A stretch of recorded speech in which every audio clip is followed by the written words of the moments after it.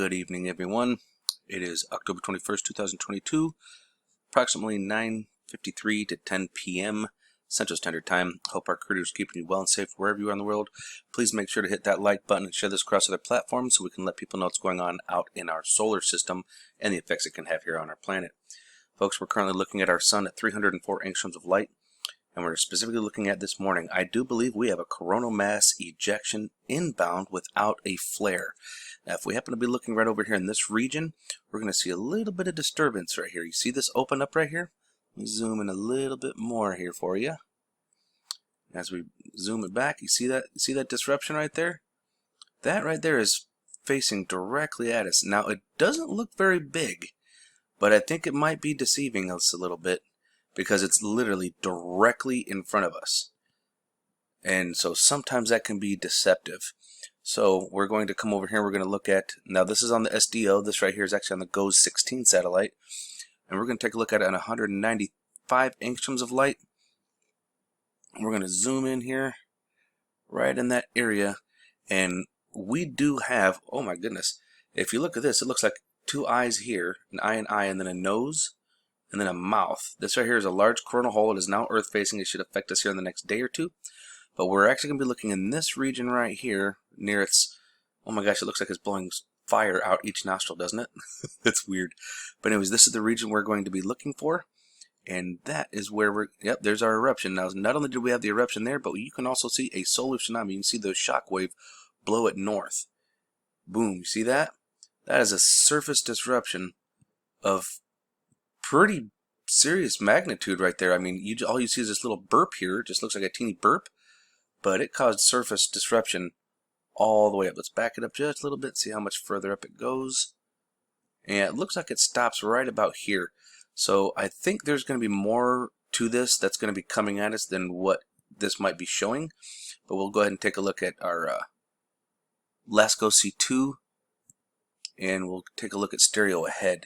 Now, once again, we do have this coronal hole that's facing us, but it shouldn't give us too many problems. And the thing is that the plasma from this can also go right in and blend in with the solar wind stream when that arrives. Now we're going to come over here and we're going to look at stereo ahead right around the same time. And I want you guys to notice how it grows. You see how it's kind of low here? You'll see it go boom, boom. You'll see it extend out. So that tells me that this is the entire sun actually had a burp, because it does the same thing over here. That's telling me that the whole sun kind of did a little whoosh, almost like it was kind of shaking off the dust. Because if you notice, everything is going in many directions. Now again, we're over in this region, so Earth is over here, and stereo head is kind of at a not quite a 45. It's probably more like a 30-degree angle over this way. So, and we could see that eruption right there. And of course, we also got many of our friends. For those of you new to the channel, look, there are UFOs. They are real. They show up on satellite all the time. And we have our eruption here. And then of course, that's one right there going right by. And here's this little propulsion trail. Then we got another one here. Oh, here's a good one. Here's one here, and then it gets closer. Then he's right here. This is that one that we saw just a minute ago that was traversing this way. You see he's got that little wing in the front? Yeah, now he's going this way. Or that way, however you want to look at it. And then there's another one over here. But that's just about all I'm saying. Now you see the sun is getting a lot brighter. Look at all of these points here. You've got all these flash points. You got 1, 2, 3, 4, 5. This technically could be 3, but I think they're going to include this as 1. So if we started here, it'd be 1, small 2, maybe 3, 4, 5, 6, 7, or it could be 8, 9. But either way, that's how we know that we're ramping up in solar output, even though we're not going to have a lot of disruptions. We're actually getting into a cycle point. You see that pop? Boom. So we're actually in a cycle right now where coronal mass ejections and flaring should not be, it should actually be winding down, and we shouldn't see much of an uptick until right around March. Now, we could get the occasional flare here and there, but it's not going to be like one after another like we've seen in weeks previous. And then we have another UFO right there.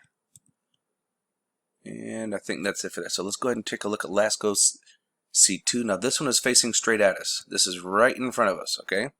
Now first clip right off the get, this right here, this is Venus, okay, and it's going around, but this is not a planet, because in the very next slide it's gone. Ooh, hey, notice how it's got wings on it? How you doing there, little fella? So we're gonna get to, well, let's back this up.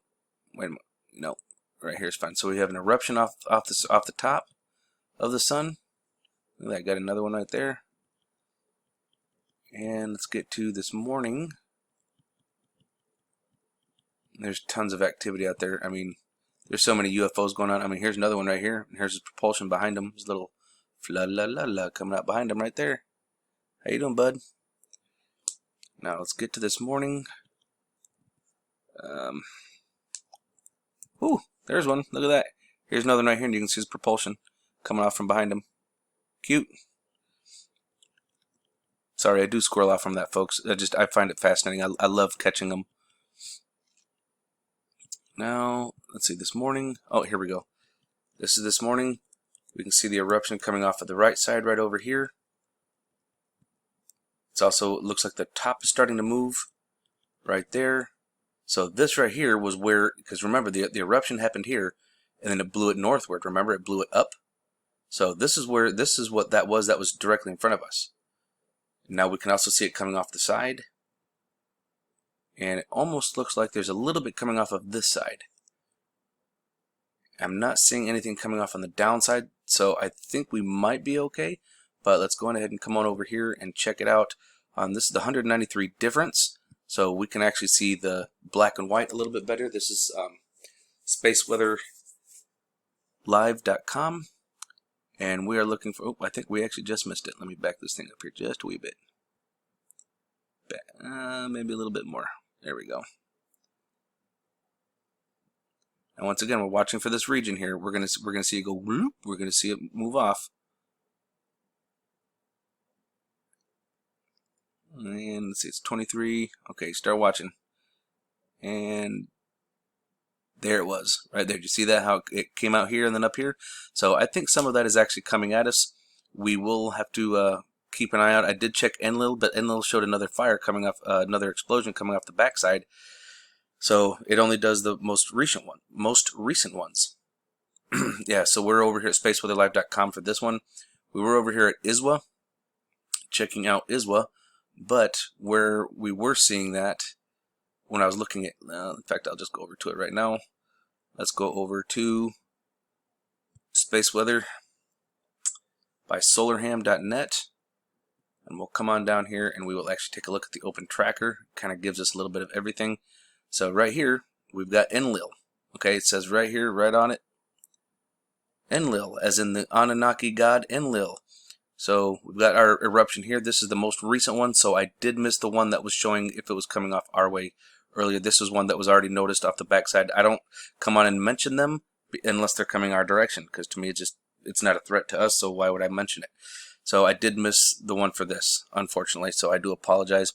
Now this right here, this is Space Weather Prediction Center's, or NOAA's version of Enlil spiral, and this is the Enlil spiral from NASA. So we will see what happens with that. And taking a look really quick at our real-time solar winds, it looks like our B's and our BT is actually holding pretty good. We do have a little bit of bouncing going on here because of our plasma. Our plasma actually did get quite the increase. We got up here to about 17 centimeters cubed of plasma. Looks like we got to about 18 here, but we are starting to level back off and recover. Our speed is actually coming down. We're actually touching right around 350 kilometers per second movement in space as far as solar winds, and then our temperature, we're right back down here to 10 to the 4th Kelvin. So I think we're doing all right for the moment, but we will have to see in about 3 to 5 days if that coronal mass ejection does arrive. So remember, folks, keep your eyes open, no fear, and love is the only way forward. Solar Wolf out.